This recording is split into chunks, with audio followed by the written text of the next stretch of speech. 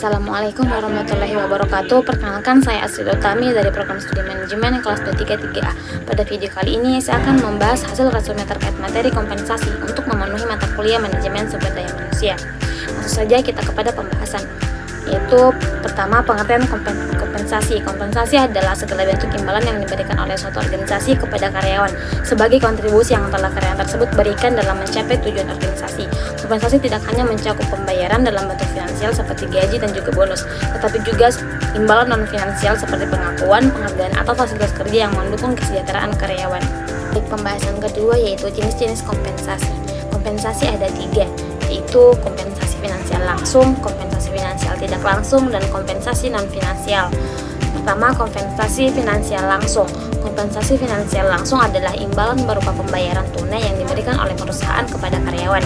Yang kedua, kompensasi finansial tidak langsung. Kompensasi finansial tidak langsung adalah imbalan yang diberikan oleh perusahaan kepada karyawan dalam bentuk manfaat atau fasilitas, bukan dalam bentuk uang tunai langsung.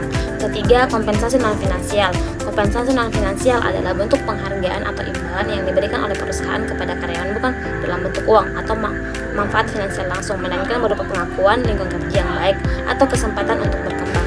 Baik, pembahasan yang ketiga yaitu tujuan pemberian kompensasi. Tujuan utama pemberian kompensasi yaitu menghargai kontribusi dan prestasi karyawan. Yang kedua, meningkatkan motivasi kerja dan produktivitas kerja. Ketiga, membangun kepuasan dan loyalitas karyawan. Yang keempat, mengurangi resiko kehilangan karyawan berpotensi. Dan yang kelima yaitu meningkatkan reputasi perusahaan. Pembahasan yang keempat yaitu faktor yang mempengaruhi kompensasi. Pemberian kompensasi kepada karyawan tidak hanya berdasarkan kebijakan internal organisasi, tetapi juga dipengaruhi oleh berbagai faktor.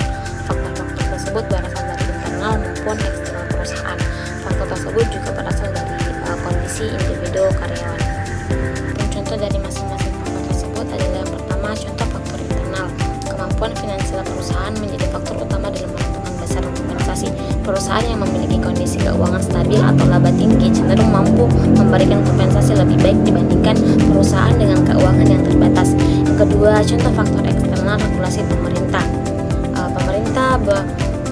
Kebijakan pemerintah seperti upah minimum, pembayaran lembur, dan tunjangan wajib menjadi acuan dalam menentukan kompensasi.